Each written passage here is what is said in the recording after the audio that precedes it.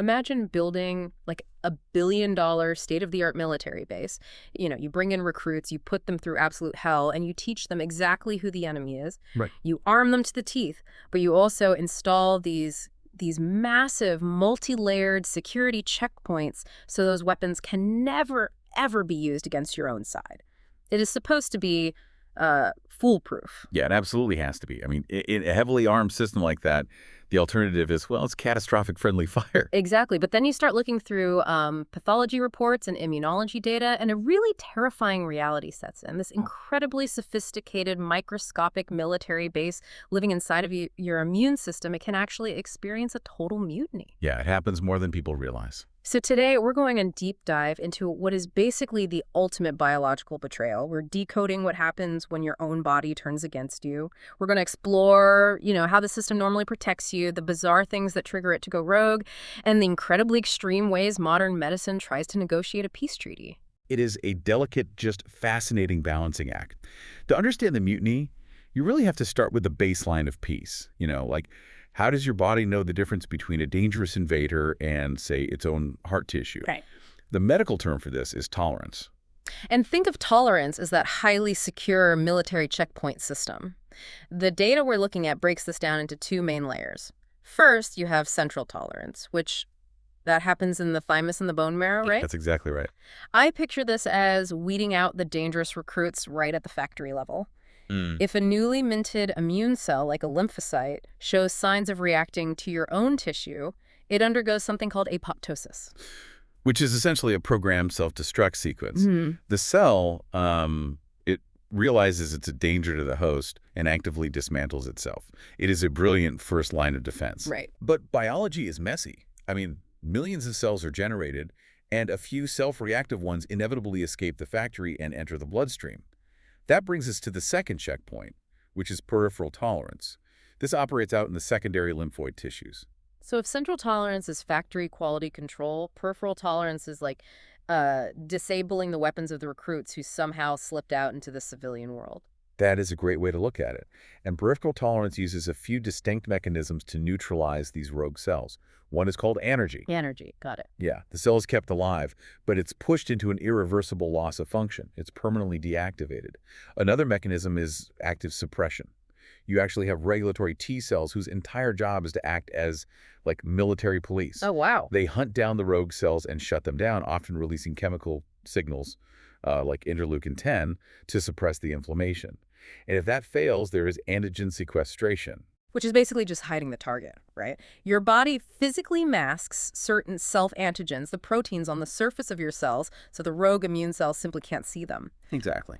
But, if these layers of security are so robust, it begs the question, how does a mutiny ever actually start? How does a cell pick the lock? Well, it comes down to a very specific failsafe. For a major immune player, like a T cell, to activate and go on the attack, it requires two distinct signals. Like launching a nuclear missile, two people have to turn the key at the exact same time. Exactly like that. The T cell receptor has to recognize the target antigen, that's signal 1. But it also requires a co-stimulatory signal, a second signal, which is usually handed off by a specialized antigen-presenting cell, like a macrophage. Okay, so it needs verification. Right. If a T cell sees a target but does not get that second verifying signal, it defaults into that state of anergy. It shuts down. Autoimmunity at its core is the catastrophic bypass of this two-key system. It's a failure of tolerance, allowing autoantibodies to just relentlessly attack your own cells. So what is actually picking that lock? Because looking at the pathology in our sources, the triggers that hack the system sound like science fiction. The most fascinating one to me is molecular mimicry. Pathogens are incredibly clever. Infectious agents will essentially camouflage themselves to look like your own cellular structures. The classic example in immunology is group A streptococcus. Wait, that's just the bacteria responsible for common strep throat, right? A totally normal illness that almost every kid gets. Wow. Group A strep expresses a large amount of a specific molecule called M protein on its surface. Your immune system correctly identifies this as a foreign threat. It ramps up production of IgG antibodies to fight the M protein, and the strep infection is cleared. So far, so good. But here is where the mimicry becomes tragic. The molecules on your cardiac cells, specifically on the myosin and the heart valves, they're structurally almost identical to that bacterial M protein. Oh, no. So the antibodies are circulating through the blood, high on adrenaline, looking for M protein. They bump into your heart valves and think, there's the target. Exactly. They bind to the cardiac cells and initiate a massive inflammatory attack. We call this rheumatic fever. That is wild. A temporary bacterial throat infection essentially tricks your immune system into causing lifelong structural damage to your heart valves. The cellular passwords were just too easily guessed. And we see this with parasites, too. Trypanosoma cruzi mimics host antigens in a similar way, leading to severe damage in the heart muscle known as Chagas' cardiomyopathy. It is terrifying that a childhood infection can leave your immune system permanently programmed to attack your own heart. It really is. But pathogens aren't the only trigger. I was looking at the patient demographics for diseases like lupus, Sjogren's syndrome, and thyroid disease, and the gender divide is absolutely staggering. Like, why are women taking the brunt of this? It all points toward endocrinology. Hormones are major modulators of the immune system. The working hypothesis revolves around estrogen response elements, or EREs. EREs, okay. These are sequences of DNA found within several genes that control immune function, and they're highly responsive to estrogen. Because of this hormonal environment, females are significantly more likely to develop autoimmune illnesses. We're even seeing a shift in how certain conditions are classified. Endometriosis and preeclampsia, for example, are increasingly viewed through the lens of autoimmunity. Because the rise in hormones associated with pregnancy drastically alters the immune balance. Exactly. The data even notes that this massive shift can cause recurrent spontaneous abortions simply because the body's tolerance system gets confused. Though there is one weird exception in the sources, ankylosing spondylitis. It's an inflammatory disease of the spine, and that one actually shows a heavy male preponderance. Right, there are always outliers. But the overarching trend still points to estrogen. There are genetic factors too, of course. Vulnerabilities in your major histocompatibility complexes, or MHCs, which are the proteins that help display antigens to T cells. If those are genetically faulty, your risk skyrockets. Sure, that makes sense. But the trigger that completely stopped me in my tracks was the historical data on toxins and drugs. Specifically, an event in Spain in 1981 called the toxic oil syndrome. Oh, yes. That's a huge one. People consumed contaminated olive oil and developed a totally unique, just devastating illness. The pathology noted severe lung disease, extreme eosinophilia, and skyrocketing IgE levels. Let's break those terms down because they show just how chaotic the immune response became. IgE is a type of antibody typically reserved for fighting parasites or triggering severe allergic reactions. Okay. And eosinophilia means the body was flooding the bloodstream with eosinophils, white blood cells, that also specialize in attacking parasites and causing inflammation. Right, so you're telling me their white blood cell counts were going completely haywire, acting as if they were covered in parasites, all because they ate adulterated olive oil? Yes. It highlights a critical vulnerability. The contaminated oil contained chemical compounds that physically modified the host's own antigens. We talked about cellular passwords earlier. These toxins attached to normal proteins in the body and altered their shape just enough that the immune system no longer recognized them as self. Oh, wow. The body looked at its own tissue, saw these modified proteins, and launched a massive systemic allergic and autoimmune cascade. And we see a milder version of this with certain prescription drugs, actually. Really? Like what? Procainamide, it's a heart medication, is infamous for altering cellular structures and causing drug-induced lupus. Unbelievable. So you have these triggers, mimicry, hormones, genetics, environmental toxins. Once that self-tolerance is broken, the internal war begins. Right. But depending on what the immune system decides to attack, the battlefield varies wildly. Sometimes it burns down the entire house, and sometimes it hyper-focuses on one specific room. If you're sitting at home wondering what this actually looks like in the body, let's look at the systemic warfare first. Systemic lupus erythematosus, or SLE. Lupus is the quintessential systemic disease because of its target. The autoantibodies in lupus are directed against the very core of your cells, the DNA, the histones, the nucleolus. Wow. Because DNA is present in almost every cell in your body. The immune complexes, these clusters of antibodies, attach to their target's deposit everywhere. They just travel through the bloodstream and crash into the skin, the joints, the kidneys, the blood vessels. Visually, this often presents as the hallmark butterfly or malar rash across a patient's face, right? Yes, that's a classic sign. Okay. And when a pathologist looks at a lupus patient's blood, they're looking for positive anti-nuclear antibodies, or ANA. The name says it all. Antibodies attacking the nucleus. It's so literal. What is visually striking is that when you tag these antibodies with a fluorescent dye and look under a microscope, they create distinct glowing patterns, homogeneous, rim, speckled, or nucleolar. Which isn't just pretty to look at. Each pattern tells the pathologist exactly which specific piece of the nuclear material is under attack. It's incredibly precise destruction. Very precise. And the collateral damage is immense. Renal failure in a young woman is a massive red flag for lupus because the kidneys act as the body's filter, and they just get clogged with these attacking immune complexes. Then you have Sjogren's syndrome, which is systemic but heavily targets the moisture-producing glands. Okay, what does that look like? Well, a healthy salivary gland has beautiful, organized epithelial structures. In a Sjogren's patient, the tissue is completely overrun. You see only a few remnants of normal tissue surrounded by a massive chaotic swarm of invading lymphocytes, leaving patients with severely, painfully dry eyes and mouths. Ouch. And we can't ignore scleroderma or systemic sclerosis. This involves the immune system triggering a massive overproduction of collagen. The skin becomes so taut it restricts movement. Yes, it's debilitating. There are clinical images in the sources of sclerodactyly, the severe claw-like deformity of the fingers, because the skin has literally tightened and hardened around the bones like a vice. Rheumatoid arthritis operates on a similar principle of localized destruction, but on a systemic scale. The immune system invades the joint space. A normal joint has a delicate, bilayered lining called the synovium. Right. In rheumatoid arthritis, the immune system replaces that with destructive rheumatoid synovitis. The cells aggressively chew through the cartilage and bone, physically deforming the joint. But what happens when the mutiny is localized? Like when the entire military force is trained on one extremely specific target instead of the whole body? A textbook example of localized failure is myasthenia gravis. Here, the autoantibodies have one very specific target, the acetylcholine receptors in your muscles. And acetylcholine is the chemical messenger your nerves use to tell a muscle to contract. Exactly. So the antibodies are physically blocking the receiver. The nerve is shouting, "Contract!" but the muscle can't hear it. So what does that look like for the patient? The clinical presentation is unmistakable. If you ask a patient to repeatedly look upward over just a few moments, you can visibly see the severe fatigue of their eyelid muscles. They simply cannot keep their eyes open because the chemical signal is being intercepted by their own antibodies. Another localized attack mentioned is Goodpasture syndrome, where the antibodies specifically hunt down basement membranes in the lungs and kidneys. It's terrifying. It is. And worse, these localized diseases like to travel in packs.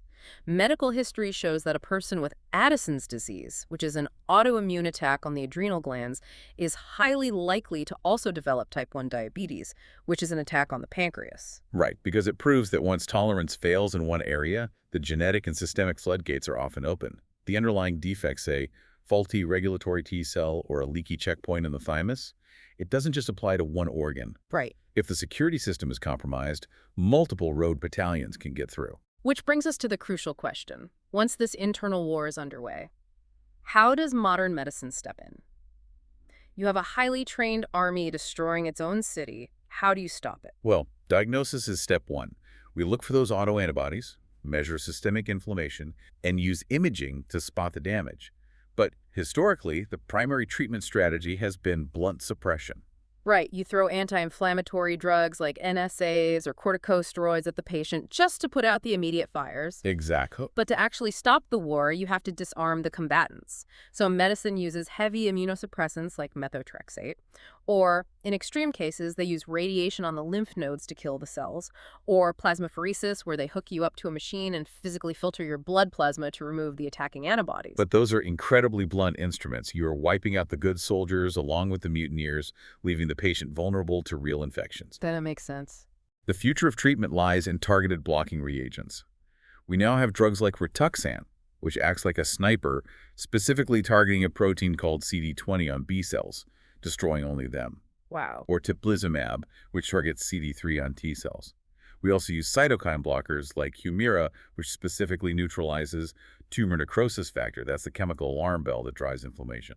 Okay, those are brilliant high-tech solutions, but I have to halt the conversation entirely right here because tucked away in the immunology data is a treatment called helminthic therapy, the intentional inoculation of the patient with specific parasitic intestinal nematodes. Yeah. Wait. We are intentionally giving patients parasitic worms to cure them.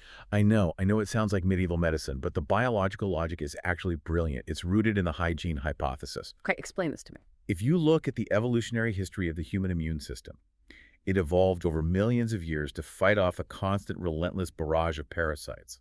But in the modern hypersanitized world, we aren't eating dirt or drinking contaminated water, so our immune systems are essentially underemployed. Exactly, they are bored. And an underemployed, highly armed military force is a dangerous thing. It starts looking for a fight, and sometimes it picks a fight with your own joints or your intestines. Wow. The theory behind helminthic therapy is that by introducing a relatively harmless parasite, like a specific type of hookworm, you give the immune system a real job to do. It shifts the T cells' focus away from attacking your tissues and redirects their aggression toward the worm.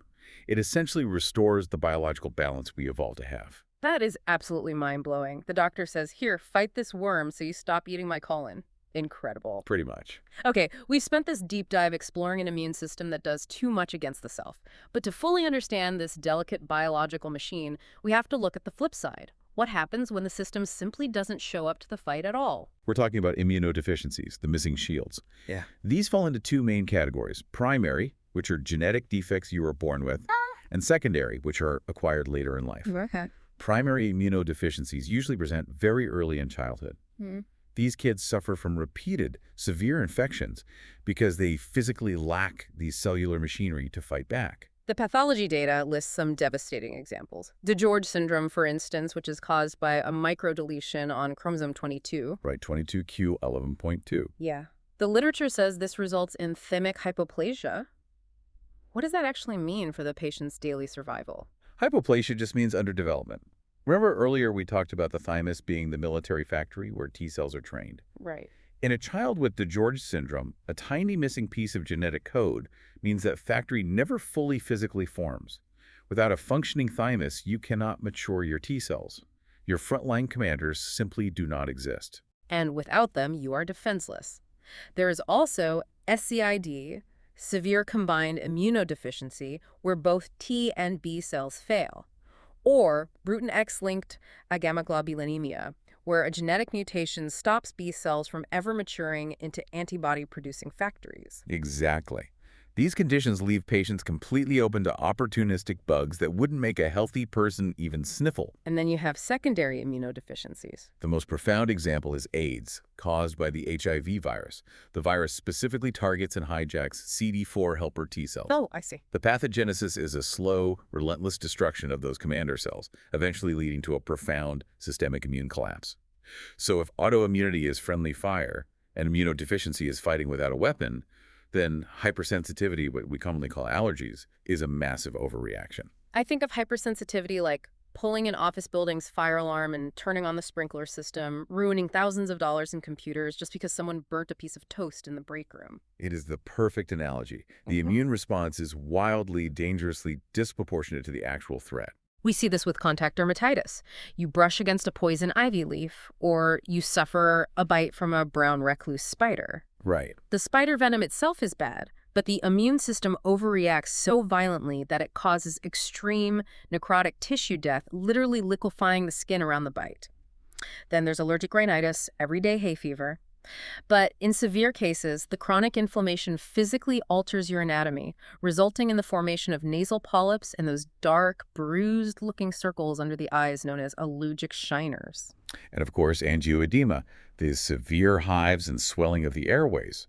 All of these reactions are driven by that IgE antibody we mentioned earlier, the one that triggers massive histamine release. Got it. Whether it is the complete lack of a thymus in DeGeorge syndrome or the excessive tissue-damaging histamine dump in an allergic reaction, all of this proves a fundamental biological truth. Human survival requires the immune system to exist in a razor-thin middle ground. And just to add one more bizarre wrench into the gears, the pathology data touches on amyloidosis. This isn't exactly an immune attack, but it's a related systemic failure, right? Yes. You have these abnormal amyloid proteins aggressively building up in the body. You have AL amyloid light chains, AA non-immunoglobulin proteins, and even Alzheimer's A beta proteins. They're essentially misfolded proteins. Amyloidosis is often associated with chronic inflammatory states, like long-term tuberculosis or plasma cell dyscrasias. Which is basically when the cells producing your antibodies start behaving erratically or multiplying out of control. Precisely. The body produces these misfolded proteins in response to chronic stress or cellular errors, and it simply cannot break them down or clear them out. So what happens to them? They start depositing in the blood vessel walls, and over time, they just physically clog up the kidneys, the spleen, the liver, and the heart. The organs turn rigid and fail. It's a tragic example of the body's own biological products turning into toxic debris. Okay, let's bring all of this together. We started with the idea of a highly secure military training facility. You walk around every single day with a microscopic, lethal army inside of you. Most of the time, the factory checkpoints and the peripheral security patrols work flawlessly. You are protected from the bacteria on your phone, the viruses in the air, and the parasites in the dirt. Right. But when those systems fail, whether they are hacked by bacterial mimicry, warped by environmental toxins, or compromised by genetic missing links, the resulting collateral damage shapes the incredible, terrifying landscape of human pathology. It is terrifying, but, understanding these exact mechanisms points toward a really fascinating future. Think back to a crucial detail we discussed right at the beginning. T-cell activation requires two distinct signals. The first is seeing the antigen. The second is the verifying co-stimulatory signal from the macrophage. Right, the two-key system fails. So if we look at the horizon of medicine, what if the future isn't about suppressing the immune system with heavy drugs? What if we don't need to radiate lymph nodes or intentionally infect people with worms? Okay. If autoimmunity is fundamentally an issue of the T cells receiving the wrong co-stimulatory signal, perhaps the ultimate cure is simply inventing a way to biologically change the password. Oh, wow. If we could pharmacologically intercept and lock out that specific second signal for rogue T cells, we wouldn't just be treating autoimmune diseases. We would be permanently locking the mutineers out of the system without disarming the rest of the army. Wow. Not suppressing the immune system, just resetting the molecular passwords to stop the friendly fire. That is an incredible thought to leave on. Thank you so much for joining us on this deep dive. Take a moment today to marvel at the complex, razor-thin balancing act of the machinery operating just beneath your skin. Until next time.